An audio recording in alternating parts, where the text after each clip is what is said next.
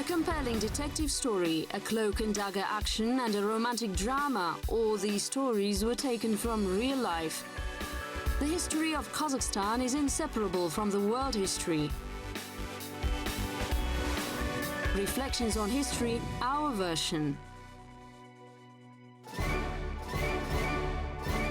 The good soldier Svejk and his fortunes in Kazakhstan. In Kostanay suburbs, there are typical blocks of flats, shops and a sports club, all making up a standard commuter town. Any city of Kazakhstan has these facilities. A street sign fits the scheme too. Really, why not immortalize the name of the author of The Good Soldier Svejk? However, the story doesn't appear simple. It didn't start here, but it went down in history as a masterpiece. So what is common between Yaroslav Hasek and Kazakhstan? Prague, our time.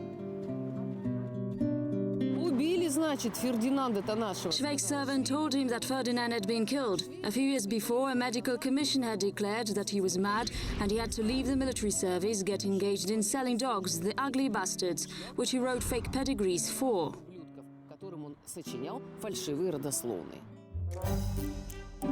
Hasek copied this shady business from his own working career, and he did the same with many other things. However, he didn't have time to write about the time he lived in Kazakhstan. It is the first attempt to trace the life of unflappable optimist Svejk. The head of the political department of the Army No. 5 said that he'd been diligent and reliable. Because of this, he was sentenced to be shot. A photo of Petropavlovsk and the street where he lived will be here. Chapter 1, In Times of Adversity. Of course, Svejk started fighting in World War I in Prague, but we can say that the idea of writing the book grew in our areas. Anyway, let's follow the route mapped out by Hasek himself. In summer of 1914, Archduke Ferdinand was assassinated.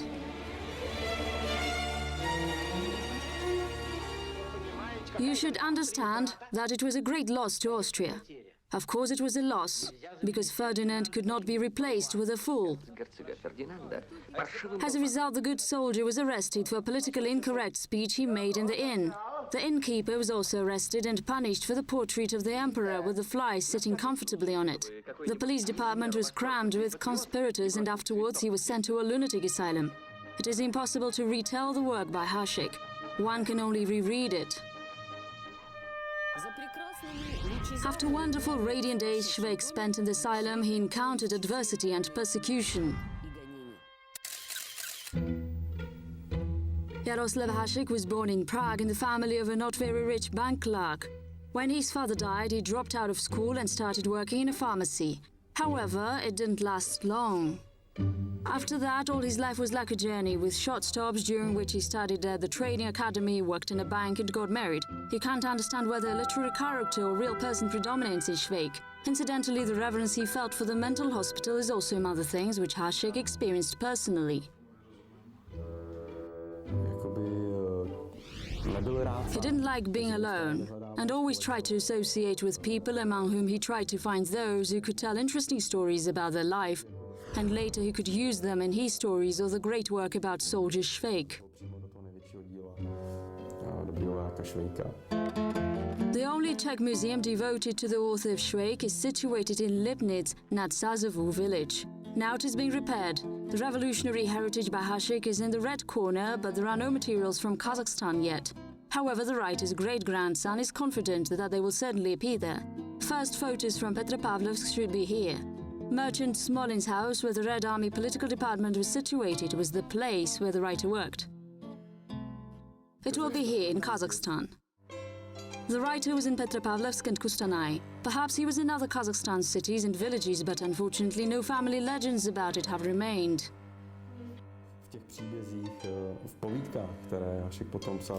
In the recollections Hasek wrote, in the Czech Republic he mentioned the land of camels, and it is certain that he found out about it in Kazakhstan. Let's, however, continue in accordance with the paperback chronology. There is a series of amusing events which Svejk encountered. At one time he was a batman of a military priest who gambled away his soldier, then he was sentenced to be shot, promoted to be company striker and sent to war as a soldier of the regiment number 91. It was that very regiment where the writer had served. In general, the good soldier liked saying that anybody is interested in going to foreign lands free of charge. Послушайте, Швейк, как вы думаете, долго нам еще воевать? Chapter 2. Foreign lands. В конечном счете был принят. Finally, a draft referring to drinking in alphabetical order written by a volunteer was approved. The volunteer based his draft on the fact that having a certain surname can also shape your destiny. As for the surnames, Hasek used the real surnames almost for all of his characters. There really was a person named Soldier Svejk, however the main prototype was the author himself. Image of Svejk is the image that demonstrates the idiocy of the army command and control system. The system was designed in such a way that it itself acted as a destructive agent. Today we will start studying tactics for yielding ourselves prisoners to the Russians with no great loss. The medals are being looked over as if they were recollections. This is the infantry regiment number 91. According to Yaroslav Krajcher, his grandfather did not talk about this period a lot. He was a prisoner and fought in the Civil War. However, he memorized very well the stories about his comrade in arms Hasek written by his namesake. This writer's description of the war is completely different from historians. He made jokes about it and ridiculed the war.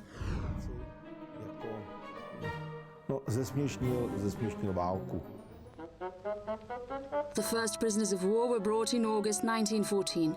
According to the data referring to December 1914, the number of Austro-Hungarian citizens in Kazakhstan amounted to 16,000 people. They were placed in Akmolinsk, Petropavlovsk, Ust-Kamenogorsk and other cities. In due time, as part of the Austro-Hungarian Empire, they supported the enemy, which was Germany, and Czech soldiers. However, Hasek and many of his brothers-in-arms didn't want to go to war.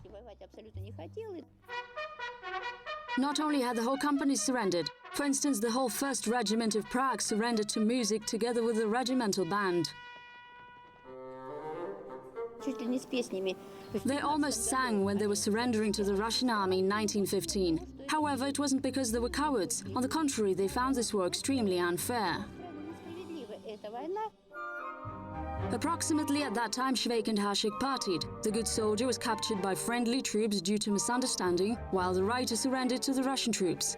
He spent a few months in a camp situated in Orenburg steppes and then joined a legion, Jan Hus Regiment. However, the satirist did not remain a legionary for a long time.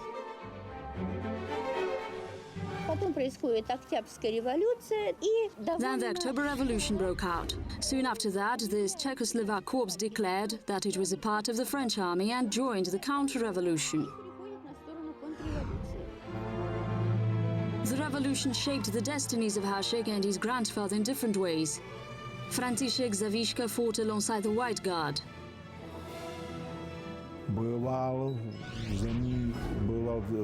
My grandfather fought in such Kazakhstan cities as Astana. I do not remember the name this city had before. If I'm not mistaken, he fought somewhere near Petropavlovsk and Pavlodar. Rebel Hasek joined the opposite side. In 1918, he was in Moscow, Lenin, and on returning to Siberia in the spring, the writer left a letter of resignation from the Legion, joined the Communist Party and formed Czech and Slovak Red Square. By June 1918, the White Guard had come to power in the region. When Czech soldiers captured him, he pretended that he was a mad son of a German from Turkestan.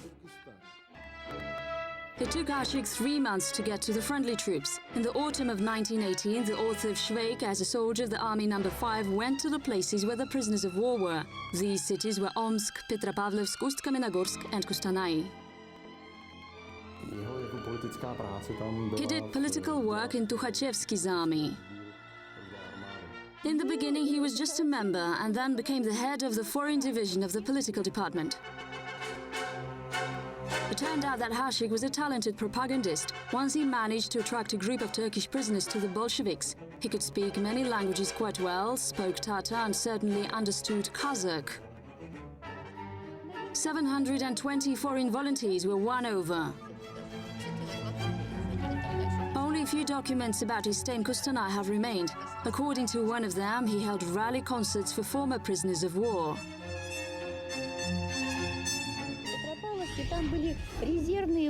There were Czechoslovak military reserve units and Czech orchestra consisting of 60 members, so he had enough work there. Although there were few people here, he paid attention to everyone. At the same time, he published a few newspapers which were in the Hungarian, Russian, Tatar, German and even Buryat languages. His articles were often published, but many materials have not been found yet. Perhaps the reason for this was the fact that Hasek had about 80 pseudonyms. He combined propaganda and writer's tasks with administrative ones. Chapter 3. Unfinished novel. In complete sobriety, he said that he'd spent 5 happy years abroad. In 1920, Hasek went to his homeland to build communism there. He took felt boots, the balalaika, his new wife, and the most important was... The most essential was that he brought from Siberia the idea of writing a long novel about Svejk and realization of what Svejk's destiny would be like. The district chief and I often said that the real weapons of war are patriotism, devotion to duty and self-improvement. I remind you about it today, as our troops will cross the border quite soon.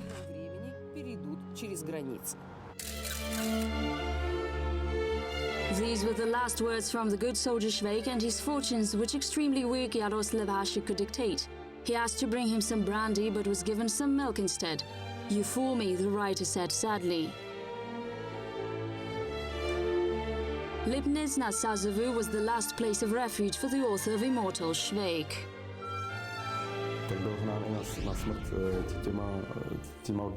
In fact, his return was not easy. A lot of people didn't understand him, and I think that his life in Prague was very difficult.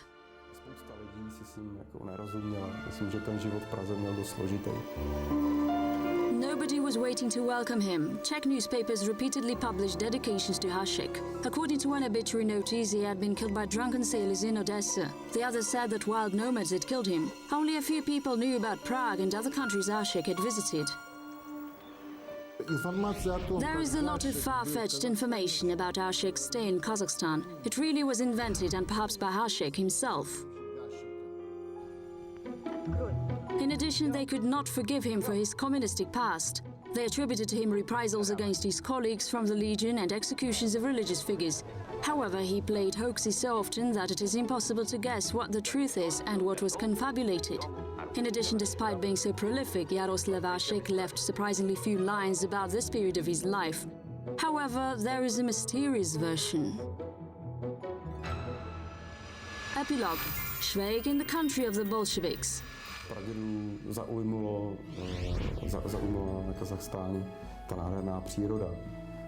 My great-grandfather was interested in a completely different nature and culture.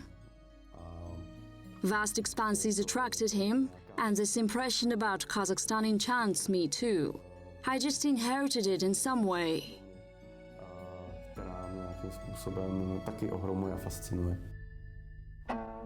Hasek's great-grandson thinks that it is quite possible that Svejk could play the dobra because the writer endowed him with musical talent, and for sure the man who liked Hungarian sausages could not be indifferent to Kazi. However, the problem is that a lot of writers' materials, perhaps, were classified. He asked to establish a secret department in order to fight spies from the Czechoslovak Corps, and he carried out the tasks the Emergency Operation Commission set him. Perhaps it is kept in some dusty boxes. It is said that the information about this manuscript was known even in Prague. Supposedly, the publishers paid for it in advance. Apart from pre-war stories, the first one, entitled Svejk in the Country of Bolsheviks, was a novel about a brave soldier's adventures in Siberia and Kazakhstan. For the first time, a limited edition of this book was published in the printing house of the Fifth Army's political department. Supposedly, an acquaintance of the writer even got the author's version. The thick book was printed on rough grey paper. This book, written in the manner typical of Hasek, was about how Svejk became a Red Army soldier. Alarm bells are ringing. Svejk had passed away, but in the map board he will wait for better days. Hasek is cleaning his gun. and reluctantly wakes up the Red Army soldiers.